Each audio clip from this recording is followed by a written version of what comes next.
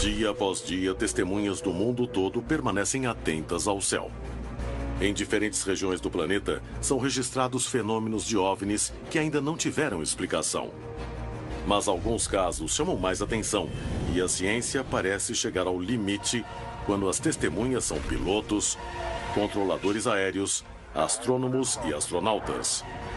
As histórias deles seriam a prova final de que recebemos visitantes? Porque muitos dos envolvidos nesses incidentes temem contar suas experiências. Em León, no México, 15 objetos voadores não identificados atrapalharam o funcionamento do Aeroporto Internacional de León, em Guanajuato. O que eram esses objetos? O que os especialistas disseram? Em Foz do Iguaçu, no Brasil, o avião do capitão Meirelles se aproximava da pista para aterrissar quando um OVNI foi detectado na tela dos radares do aeroporto. Vários aviões observaram o mesmo de suas posições. O que era o estranho objeto que as equipes viram? Em Bogotá, na Colômbia, um piloto avisa a torre de controle que ficou cego devido a uma luz estranha. Testemunhas afirmaram que viram um OVNI acompanhando o avião. 35 anos depois, uma jornalista sai em busca de toda a verdade. O que realmente aconteceu por trás desse episódio insólito? Autorizando a decolagem. Ex-funcionários da NASA relatam a adulteração de imagens de segurança máxima registradas nas missões Apollo. Ainda sem resposta. Existirá um acordo de silêncio em torno do fenômeno OVNI na maior agência espacial do planeta? Estamos aguardando a confirmação da torre.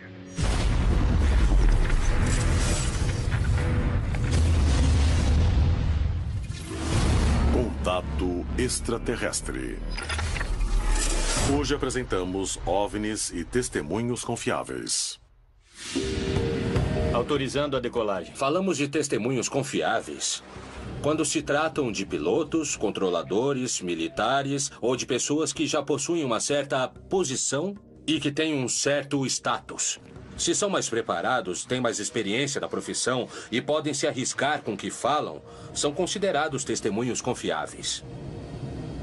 Pilotos são excelentes testemunhas quando se tratam de fenômenos OVNIs, porque estão constantemente atentos para objetos no céu.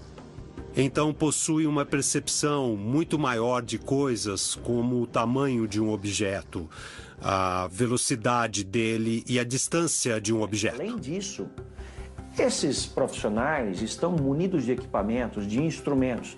Eles têm radares, eles têm sensores, eles têm a capacidade de determinar velocidades, tamanhos, rotas.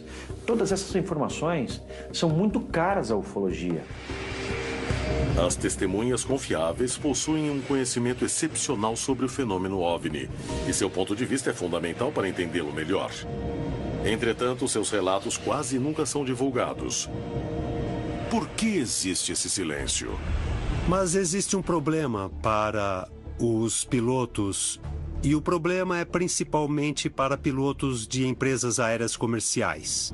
As companhias não se sentem à vontade quando os pilotos falam sobre OVNIs, porque temem que o público pense que os pilotos são desmiolados. Muitos recebem ordens de não falar. E muitos normalmente não comentam, porque existe um protocolo e você pode arrumar confusão se levar isso ao grande público. Quando um piloto fala que viu alguma coisa, é porque a situação foi extrema. E é preciso reportar aquilo. Relatos de pessoas da aviação poderiam desvendar o mistério oculto por trás do fenômeno OVNI. Um dos casos mais impressionantes da história mundial da aviação ocorreu no México, onde uma grande quantidade de testemunhas especialistas não conseguiu explicar o que ocorreu no céu de León, em Guanajuato. Pilotos, controladores e auxiliares de pista ficaram pasmos, e o assunto chegou à imprensa com consequências inesperadas. O controlador aéreo Emiliano Torres e José Vega, bombeiro aeroportuário, foram duas das testemunhas envolvidas no episódio, que terminou em um incidente conturbado com as autoridades. Ainda sem resposta. Eu fui trabalhar no meu turno de controlador de tráfego aéreo. Estamos aguardando. E durante meu turno, por volta de umas 10 da manhã, estava um dia claro e bonito. Autorizando a decolagem. Eu estava entrando no meu turno de guarda na estação dos bombeiros do aeroporto da cidade de Morelia. Aproximadamente umas 10h15 da manhã, um avião de uma companhia internacional pediu autorização para sair da plataforma e ir até a pista de decolagem. Estamos aguardando a confirmação da torre. Autorizamos a aeronave a efetuar a manobra. Começaram a taxiar, iniciaram a saída e andaram com o avião para levantar voo na pista. Em seu posto, José seguia atento à comunicação do rádio. E logo iria se tornar uma testemunha-chave de um fato muito estranho. Teve um momento em que o piloto perguntou ao controlador se ele tinha conhecimento do tráfego aéreo na zona de exclusão aérea. Naquele momento, estava organizando meus planos de voo. E ele disse: Torre, estou vendo à frente alguns objetos esféricos. Tinha objetos no local da decolagem, aí ele não podia fazer a manobra com o risco de provocar algum acidente. Então pediu que confirmassem aquela situação. Estamos aguardando a confirmação da torre. Autorizando a decolagem. Olha lá, o que é aquilo ali? Após receber a informação do piloto, o controlador começou a procurar uma explicação para o que acontecia, sem saber que nunca chegaria a uma conclusão. E que estava diante do evento mais estranho que presenciaria em toda a sua carreira.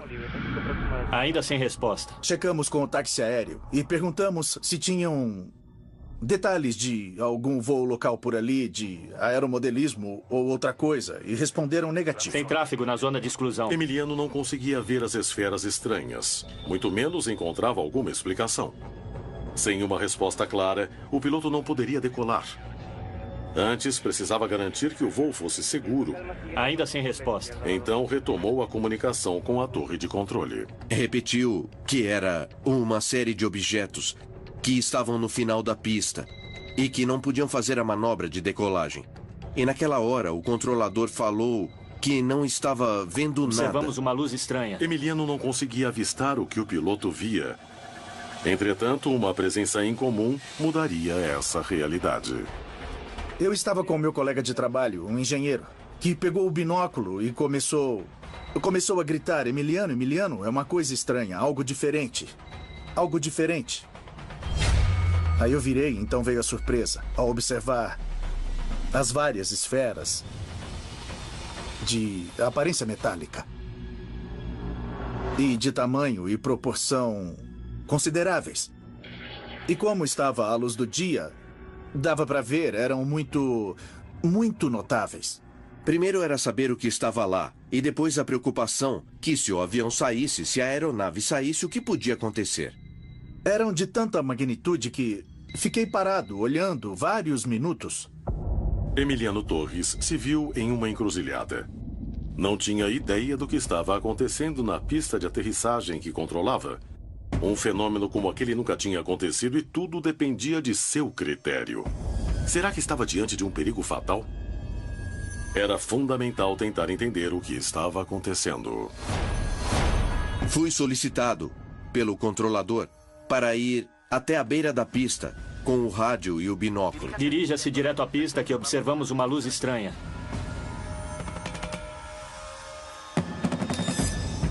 Atravessei a plataforma e cheguei à lateral da pista. A olho nu dava para ver os objetos metálicos. Da cabeceira da pista, José Vega tinha uma visão privilegiada. Mas será que corria perigo? Ninguém sabia se as esferas eram agressivas ou perigosas. E o bombeiro era a pessoa mais próxima delas. Com certeza eram mais de 10, uns 15 aproximadamente. E alguns saíam voando para cima. Outros iam para frente, para trás. E estavam, eu imagino, não mais do que a 500 metros do chão. Com um deslocamento lento, um controle de descida muito bem programado, muito bem planejado. Todas as explicações conhecidas não serviam para confirmar o que estava acontecendo. aumentando a perplexidade das testemunhas experientes e as obrigando a decidir completamente às cegas sobre a segurança de milhares de passageiros. Observamos uma luz estranha. O que fizemos ali foi ter uma conversa um pouco fora de todo o protocolo estabelecido, perguntando e respondendo um ao outro o que estávamos vendo. E o piloto também falava, mas isso não é normal, é algo diferente. E eu falei, com certeza é diferente. Já fora de todo o protocolo, ele me pedia com mais confiança para tentar descobrir o que estava acontecendo e o que eu via. Dependendo do que eu visse, a decisão seria tomada. Se a aeronave ficaria ou sairia. José se aproximou mais dos objetos. Ele não percebia que estava se expondo ao perigo. Deu um pouco de medo não saber como aquelas coisas iam reagir, se iam para cima da aeronave, se iam embora ou o que iam fazer. Eu não tinha a menor ideia. Conforme o tempo passava, mais a situação se agravava no aeroporto movimentado. Na hora só pensei na segurança dos passageiros e dos pilotos. Minha angústia crescia, porque os objetos iam se aproximando cada vez mais. Pouco a pouco se aproximavam e chegou um momento em que eram praticamente visíveis a olho nu. Não precisava mais de binóculo. Emiliano ficava cada vez mais impressionado. Tudo o que sabia sobre segurança aérea era desafiado pela presença dos OVNIs. O que aconteceria se um avião tentasse aterrissar? Emiliano se viu obrigado a tomar uma atitude drástica.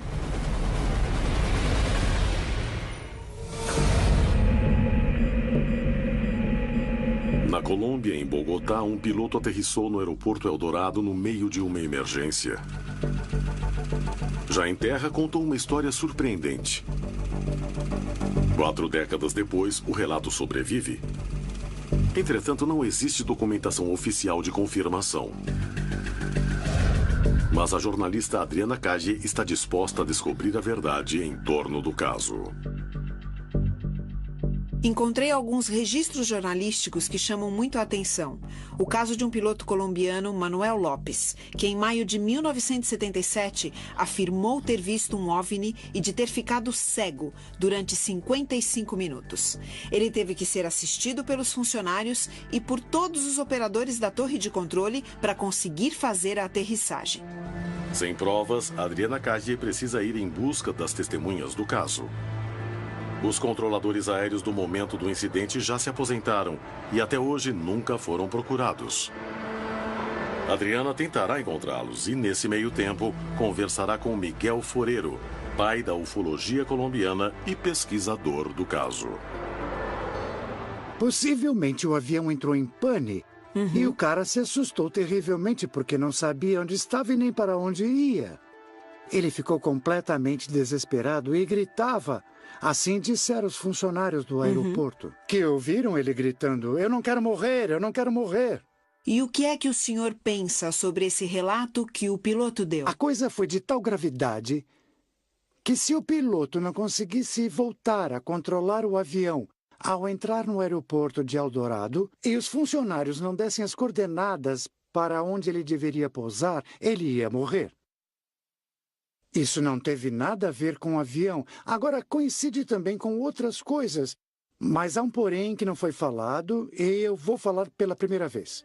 O que falaram os camponeses do lugar por onde o avião sobrevoou naquele dia? Em torno das 3 ou 4 da tarde. Naquele dia viram passar o avião.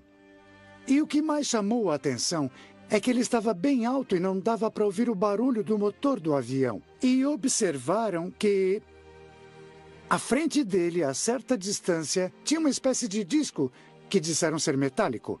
Foi de uma gravidade realmente enorme tudo o que aconteceu, porque aquilo foi quase fatal. E volto a falar, se não fosse pelos homens do aeroporto, esse piloto já era. A entrevista com Miguel revela dados únicos e não divulgados até então. Mas o que os médicos especialistas acham desse relato? Seria possível um homem ficar cego por 1 hora e aterrissar um avião nesse estado? Existe um jeito de provar se o caso foi legítimo? As testemunhas do caso irão falar sobre o fato? Adriana Cage irá em busca de todas as respostas. Testemunhas confiáveis poderiam confirmar se recebemos ou não a visita de inteligências extraterrestres. Existem muitos casos protagonizados por essas pessoas. Em León, no México, um aeroporto teve sua rotina alterada pela presença de luzes estranhas que voavam na cabeceira da pista. Em Bogotá, na Colômbia, um caso antigo envolve um piloto cegado por um objeto voador não identificado. A jornalista Adriana Calle tentará comprovar se o caso realmente aconteceu. Em Foz do Iguaçu, tripulantes e controladores se surpreenderam diante de um estranho objeto que voava próximo às rotas aéreas.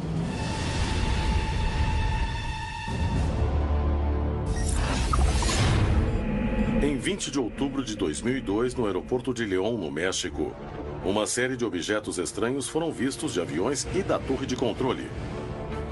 O fato foi tão alarmante que colocou em risco as operações aeronáuticas. Continuamos olhando, acho que passaram 5, 8 minutos. Eu não me lembro exatamente, mas foi um lapso de tempo considerável.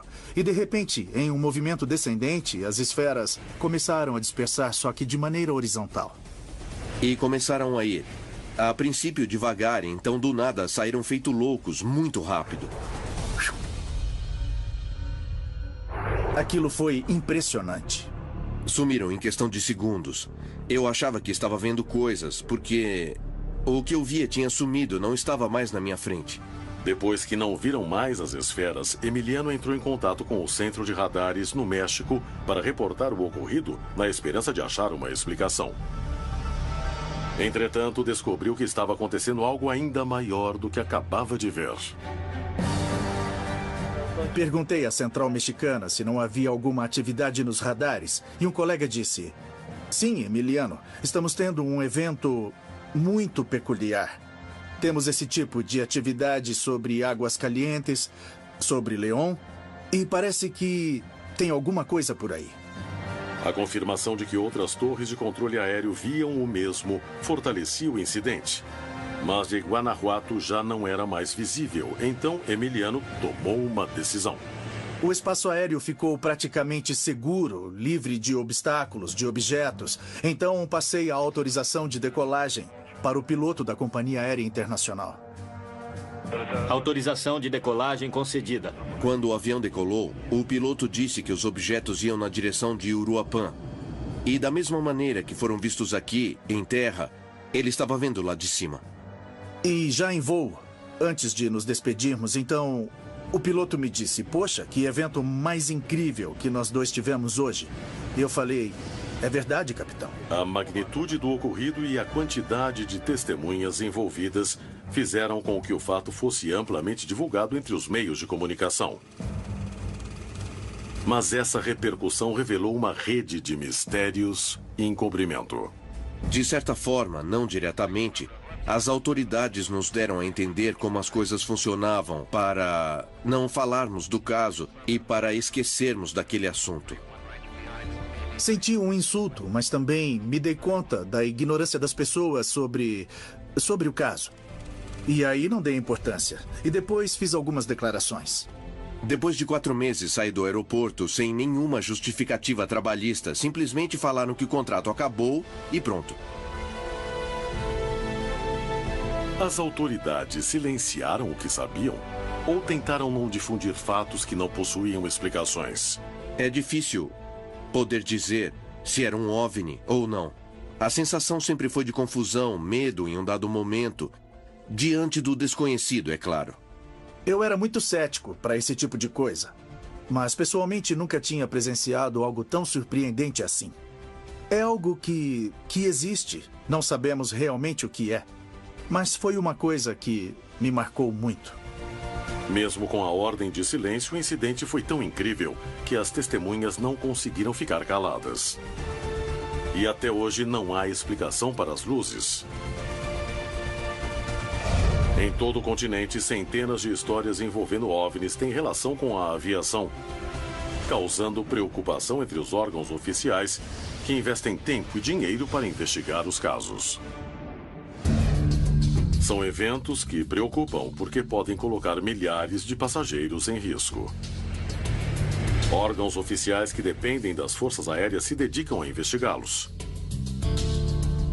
Seus relatórios nem sempre são divulgados. Mas essas não seriam as únicas organizações que não revelam toda a informação sobre objetos voadores não identificados. Entre elas está a NASA. E segundo Ken Johnston, ex-integrante da agência, ali também não é revelada toda a informação sobre a possibilidade da existência de vida em outros planetas. Seria possível existir um segredo tão grande? Pelo que sei, eles queimam coisas, dão um jeito de destruir as coisas. Johnston era encarregado de reunir a informação sobre as missões para arquivá-las em registros internos que serviam de consulta. Logo depois da missão Apollo 14, o Dr. Fountain Page, que era diretor do Departamento de Estudos Planetário, Científico e Lunar da NASA, me fez pegar do laboratório de imagens uma bobina do filme de 16 milímetros em que foi registrada a missão Apollo 14. As imagens tinham sido gravadas pelo módulo remoto que orbitava a Lua durante a missão, com o objetivo de mapeá-la. Eu mostrava as imagens e olhávamos a superfície da Lua enquanto o foguete vinha de cima. Estávamos perto de uma cratera de tamanho mediano, na parte anterior da Lua. Recordo que a cratera era chamada Sikorsky e conforme nos aproximávamos com o Sol intermediário, metade da cratera fazia uma sombra. E bem na base da sombra havia um grupo de 5 domos brilhantes. E um tinha um tipo de faixa de vapor ou alguma coisa que saía dele.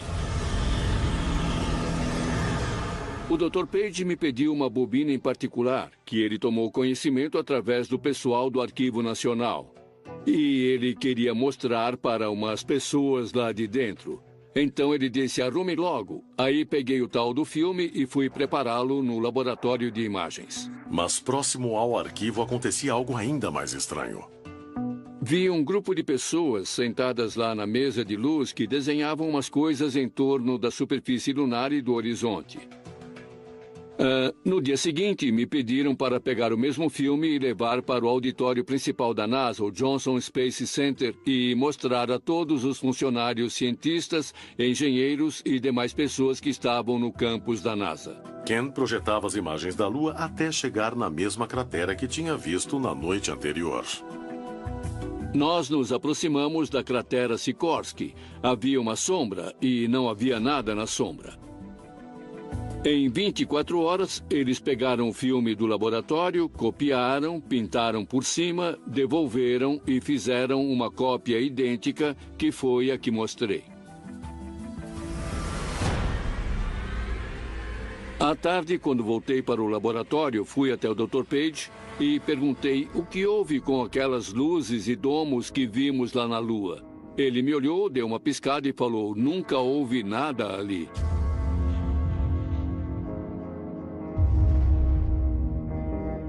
Quando alguma coisa aparece numa imagem, aquilo se torna público.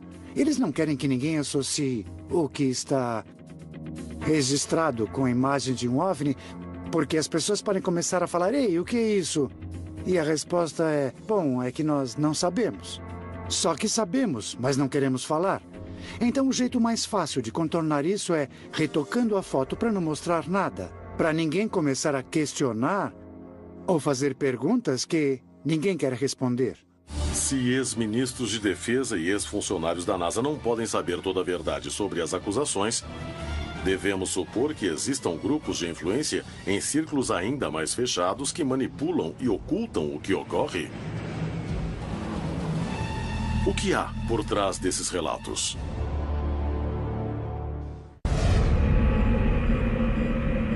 Em 1977, o piloto Manuel Lopes ficou cego ao observar uma luz que estava perto de seu avião. A jornalista Adriana Caggi irá investigar se existe alguma explicação médica para o relato. O presidente da Sociedade Colombiana de Oftalmologia, Dr. Juan Manuel Sanches, analisará o caso. Dr. Sanches, como podemos explicar esse resultado do piloto Lopes com a cegueira? Ficando 55 minutos cego, sem ver nada? Esse tempo foi bem longo, não? Mas existem sim espectros de luz que podem cegar as pessoas. E, digamos, durante alguns poucos minutos, bem pouco tempo. mas não 55 minutos. Para que um raio de luz determinado promova um dano permanente, tem que ser um espectro de luz especial. E a pessoa não ficaria 55 minutos, mas permanentemente cega. E as empresas que costumam contratar os pilotos fazem exames periódicos para atestar a aptidão de quem pode pilotar esses aviões? Claro, claro. Os pilotos precisam se submeter a exames de visão específicos com periodicidade determinada de acordo com a aeronáutica civil. Você já soube de algum registro ou evento similar ao caso do piloto Lopes? Não. Não conheço casos parecidos com esse. Podem ser eventos tipo vascular no cérebro que explicariam isso. Ou a pessoa pode ter tido algum tipo de transtorno psicossomático que foi direcionado para o campo da visão. Isso também explicaria a situação. Os exames periódicos que os pilotos realizam não deviam ter detectado alguma anormalidade na saúde de Manuel Lopes. E no caso de uma doença corriqueira, por que nunca mais foi registrado um caso similar nos 55 anos de existência do aeroporto Eldorado? Seguindo a sugestão do oftalmologista, Adriana decide falar com uma das psiquiatras mais renomadas da cidade, a doutora Nancy Coleman Ardila, presidente da Associação Colombiana de Psiquiatria Biológica. Pode nos falar sobre a síndrome de ofuscação que o piloto pode ter apresentado? Existem alguns elementos que podem nos levar a pensar que esse piloto talvez tenha sofrido a síndrome. De fato, há profissões que são bastante propensas a causar alterações na percepção sensorial. Durante a sua carreira, já ouviu falar sobre casos repentinos de pilotos que tenham sofrido essa síndrome de ofuscação? Há estudos que mostram serem mais propensos do que a população no geral e, por isso, existem condições diferentes de trabalho, dentre as quais estão fazer exames específicos para que não tenham patologias ou doenças que possam favorecer a ocorrência desses fenômenos. E haveria outra desordem psicológica que o piloto Manuel Lopes possa ter apresentado para ter passado por essa cegueira e toda a situação de pânico que ele viveu durante aquele voo? Ele deu sinal para a torre de controle que viu alguma coisa. Viu uma luz que o cegou e depois começou a ver coisas de cores diferentes ou com uma distorção. É possível abordar isso de 2 pontos de vista, sendo uma alteração biológica ou na química cerebral, que faz com que a percepção seja distorcida, e o outro é uma alteração emocional ou psicológica, como é chamada. A ansiedade, o estresse, o pânico podem produzir esse tipo de fenômeno, fazendo com que a pessoa tenha uma percepção diferente da realidade. A doutora Nancy Coleman não descarta as opções psiquiátricas. Entretanto, o caso foi o único em toda a história do aeroporto de Eldorado, em Bogotá. Adriana precisa provar se o caso foi verdade ou um mito. Então vai conversar com Eduardo Russi, chefe de controle aéreo do aeroporto na época, a pessoa indicada para confirmar o caso.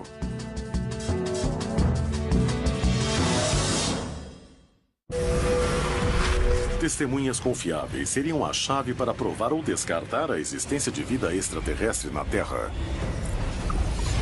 Em Foz do Iguaçu, no Brasil, uma tripulação inteira se depara com uma das maiores surpresas de sua vida. Um objeto não identificado que voa junto ao avião. Em 1977, uma denúncia e uma nota jornalística surpreendem a Colômbia. Um piloto teria ficado cego ao ver uma luz brilhante que pairava em sua frente. A jornalista Adriana Cage decidiu investigar o caso e tentar explicar o que aconteceu. Após uma longa pesquisa, Adriana chegou a Eduardo Russi, o chefe de controle aéreo da torre do aeroporto de Eldorado na época. Ele poderá confirmar se o caso foi real e o que aconteceu. Chamou muito a minha atenção o que aconteceu naquele dia, porque era o chefe da torre de controle do aeroporto Eldorado e de Guaymaral. Isso. O que houve naquele dia, Sr. Russi? Pois bem, foi registrado que esse rapaz que estava voando a noroeste do aeroporto de Guaymaral, de uma hora para outra, falou que tinha ficado cego. Então, na hora, avisamos Guaymaral, de onde 4 pilotos saíram para procurá-lo e o acharam.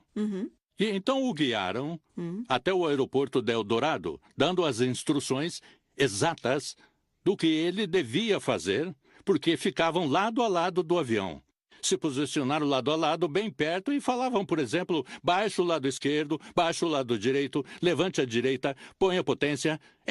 Enfim, falando tudo o que viam, porque eles voaram com a esquadra em formação bem fechada. Bem fechada, para guiá-lo até o momento em que, finalmente, conseguiu se estabilizar no final da pista, ou seja, na trajetória direta da pista, para uma boa aterrissagem.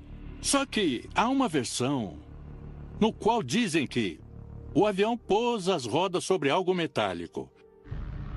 Essa versão, bom, na verdade, teve origem no caos da comunicação que houve inicialmente. Agora, de onde saiu esse dado, isso não sei dizer. Mas que chegou aos ouvidos da Torre de Eldorado. Isso sim, ele bateu as rodas, ou seja, tinha aterrissado em cima sobre um objeto metálico que voava por ali. E é por isso que ele tinha ficado cego. Foi a única vez na história do aeroporto de Eldorado que ouvimos falar disso. O controlador abordou detalhes preciosos.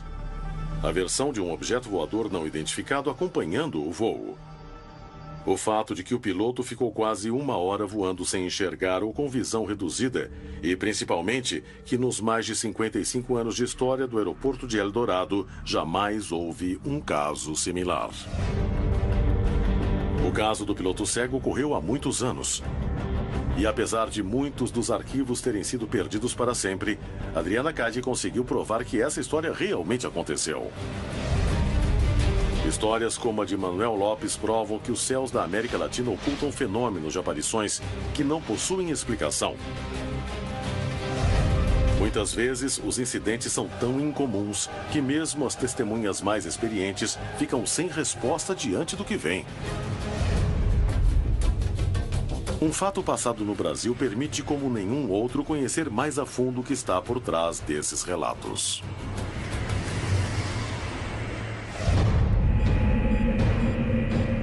Em 22 de agosto de 1985, um estranho episódio colocou em alerta a tripulação de dezenas de aviões que sobrevoavam a área de Foz do Iguaçu, na fronteira entre Argentina e Brasil, e as torres de controle de 3 países da região. Foi um dos casos de ocorrência de fenômenos OVNIs mais controversos do continente. O hoje comandante aposentado Carlos Meirelles era engenheiro de voo em Cruzeiro do Sul. Naquele dia, ele e seus companheiros voavam no que consideravam condições normais. Entretanto, tudo o que sabiam sobre a aviação seria colocado à prova para sempre. O voo saía do Rio, São Paulo, Foz do Iguaçu, Assunção. E nós éramos 5 que estávamos operando o avião. Eu era um engenheiro de voo, faço uma parte da pilotagem também. Nós éramos todos pilotos. A bordo da cabine viajavam sem saber que a torre de controle registrava algo estranho nas telas de seus radares e que seu voo logo seria afetado. Quando nós chegamos, estávamos nos aproximando de Foz do Iguaçu, a torre nos perguntou se nós estávamos vendo um objeto voador não identificado na vertical do campo. Ninguém imaginava que estavam prestes a presenciar um fenômeno que não podiam classificar, apesar da vasta experiência e conhecimento. Meirelles suspeitava que algo mais estaria acontecendo. A paz do voo estava a ponto de acabar em seu momento mais crucial, durante as manobras de aterrissagem. A gente olhava, não via, mas quando eu estava pronto para pousar, dei uma olhada para cima e vi o objeto lá. E é um objeto voador não identificado. O objeto era algo tão estranho que não podia ser identificado como uma aeronave conhecida. Ele tinha uma cor prateado fosco, tinha a forma de uma bola de futebol americano e parecia que tinha uma coisa cor de laranja no meio, como uma cinta circundando, que o pessoal da torre dizia que era uma saia. Nenhum dos 5 oficiais do voo entravam em acordo sobre o que viam. Alguns achavam que fosse um globo, até que o OVNI realizou um novo movimento, aumentando a confusão. Eu achei que se deslocava muito rápido. E quando ele disse no rádio para a torre, fugiu, subiu para mais alto.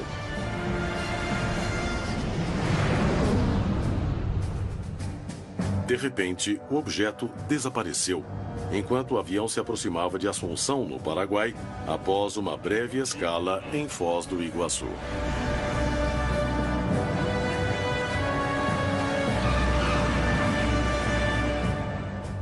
A gente não esqueceu do objeto.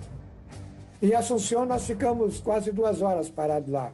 E lá nos disseram que esse objeto tinha passado por lá.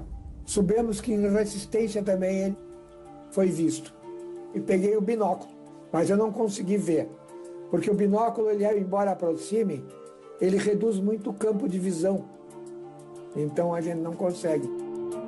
Em Assunção foi confirmado que as torres de controle localizadas na Argentina, Paraguai e Brasil tinham registrado a presença de um objeto estranho em seu espaço aéreo.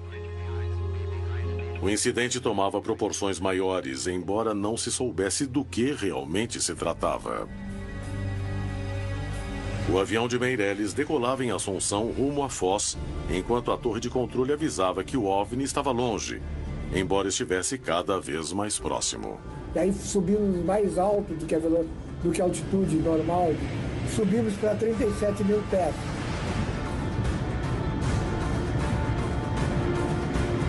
O OVNI tinha voltado e dessa vez estava ainda mais próximo ao avião, que realizava as delicadas manobras de decolagem.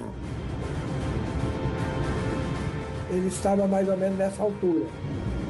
Nivelamos, ele ficou à nossa direita. E aí eu não estava operando mais o avião. E eu me abaixei e observei o para-brisa, justamente para comparar a velocidade dele. Pareceu que ele estava acompanhando o avião, porque ele ficou vários minutos com a mesma distância entre o limite do para-brisa e o espaço. Estava a uma certa distância e nós atingimos a velocidade de cruzeiro, parei. Então, a meu ver, ele estava acompanhando o avião. O avião se aproximava do objeto, enquanto o comandante Meirelles estava prestes a viver o fato mais estranho de toda sua carreira aeronáutica.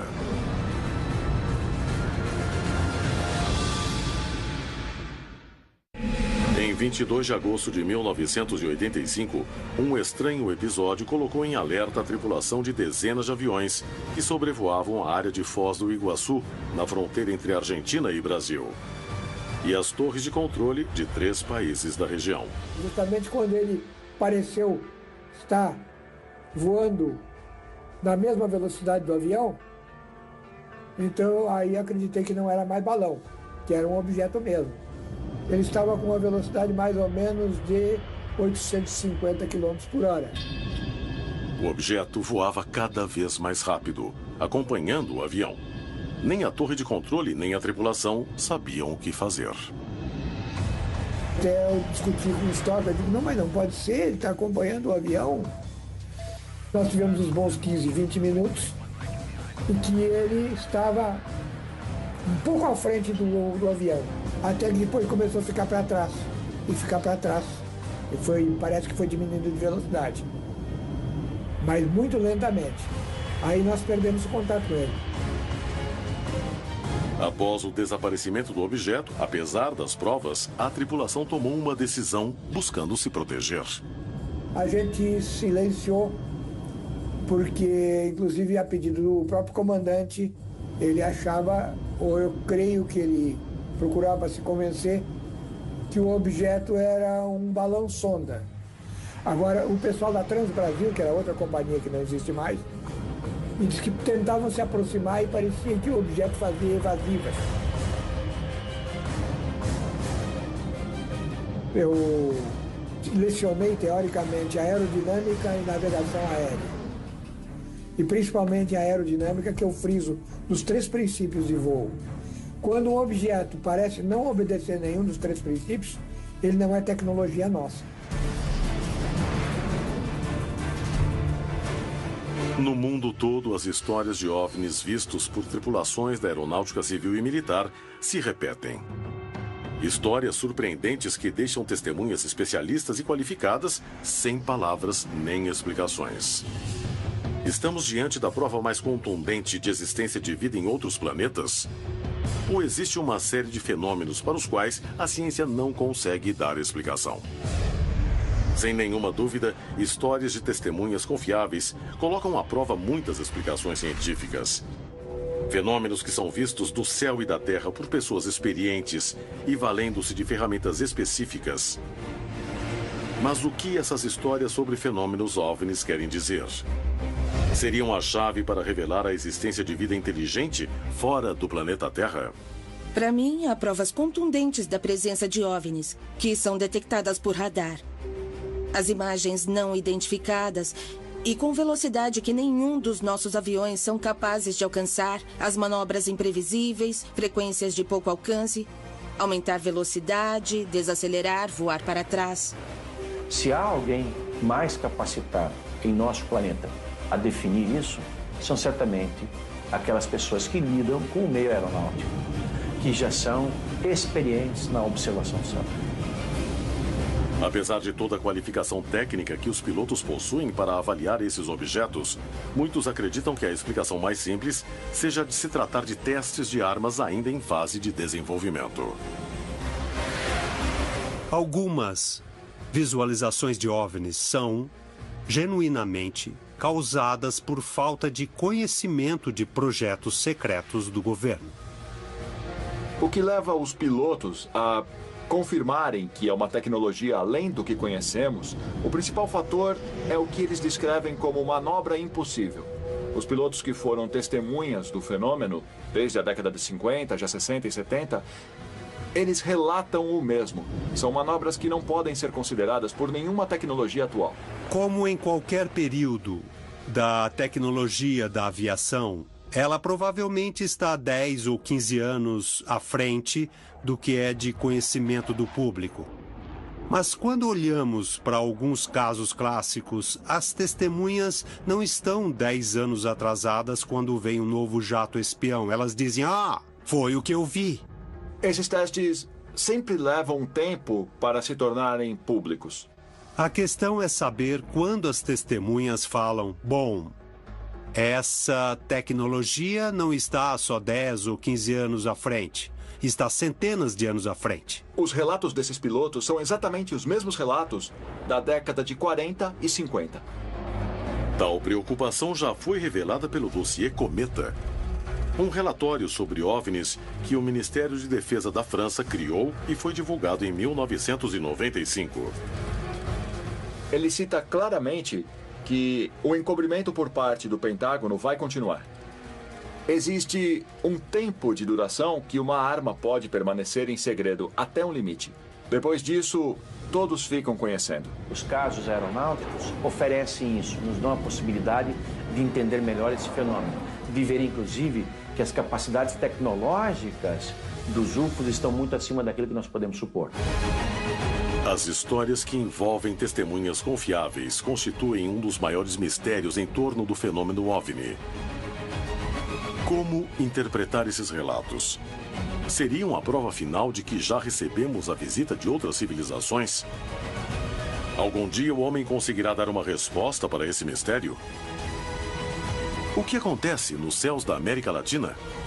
Que outras histórias o continente esconde? E é preciso reportar aquilo.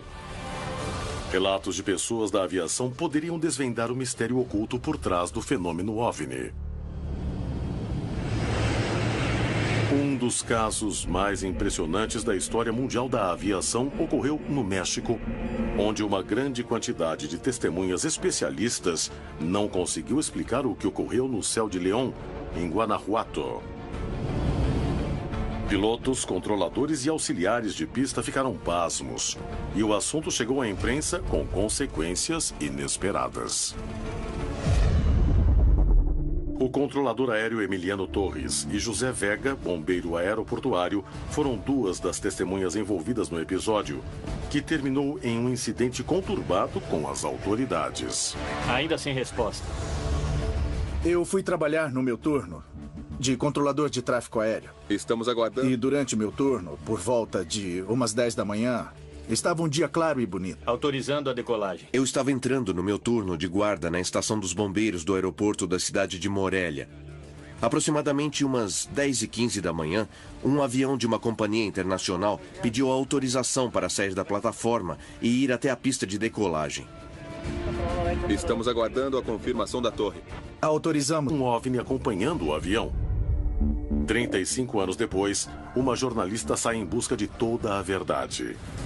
O que realmente aconteceu por trás desse episódio insólito? Autorizando a decolagem. Ex-funcionários da NASA relatam a adulteração de imagens de segurança máxima registradas nas missões Apollo. Ainda sem resposta. Existirá um acordo de silêncio em torno do fenômeno OVNI na maior agência espacial do planeta? Estamos aguardando a confirmação da torre.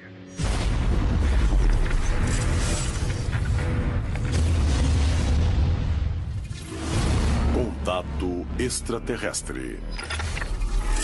Hoje apresentamos OVNIs e testemunhos confiáveis.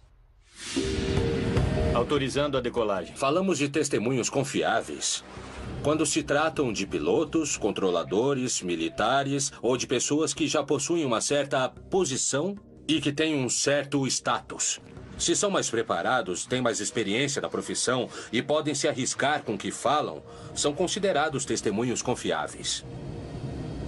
Pilotos são excelentes testemunhas quando se tratam de fenômenos OVNIs, porque estão constantemente atentos para objetos no céu. Então possuem a aeronave a efetuar a manobra. Começaram a taxiar, iniciaram a saída e andaram com o avião para levantar voo na pista. Em seu posto, José seguia atento à comunicação do rádio. E logo iria se tornar uma testemunha-chave de um fato muito estranho.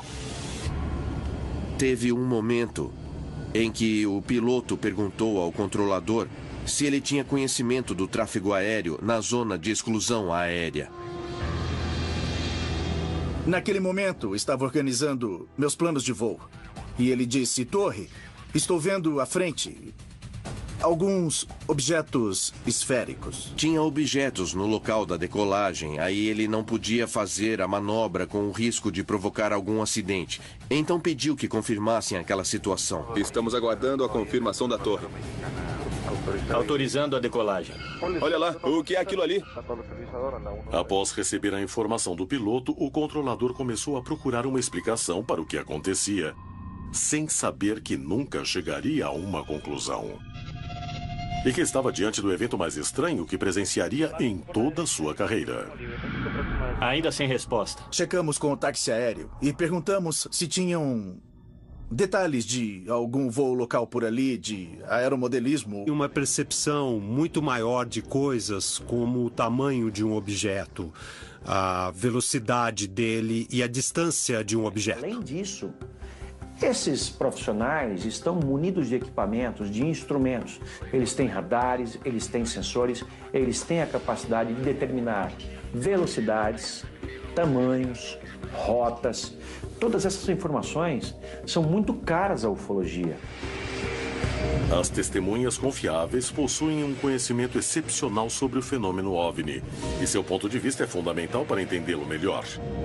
Entretanto, seus relatos quase nunca são divulgados. Por que existe esse silêncio?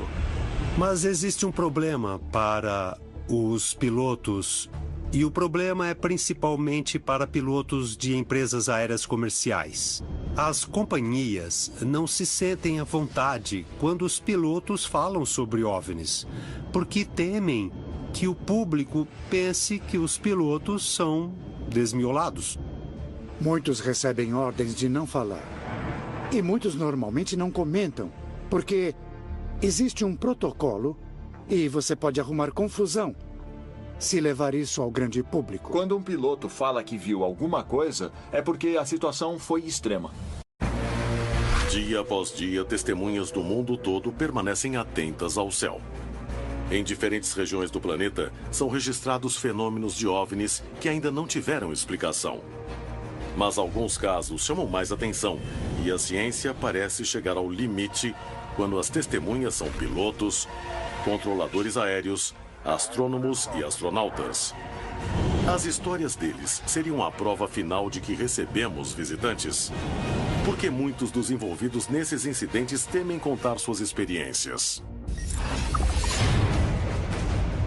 Em León, no México, 15 objetos voadores não identificados atrapalharam o funcionamento do Aeroporto Internacional de León, em Guanajuato. O que eram esses objetos? O que os especialistas disseram? Em Foz do Iguaçu, no Brasil, o avião do capitão Meirelles se aproximava da pista para aterrissar quando um OVNI foi detectado na tela dos radares do aeroporto. Vários aviões observaram o mesmo de suas posições. O que era o estranho objeto que as equipes viram? Em Bogotá, na Colômbia, um piloto avisa a torre de controle que ficou cego devido a uma luz estranha. Testemunhas afirmaram que viram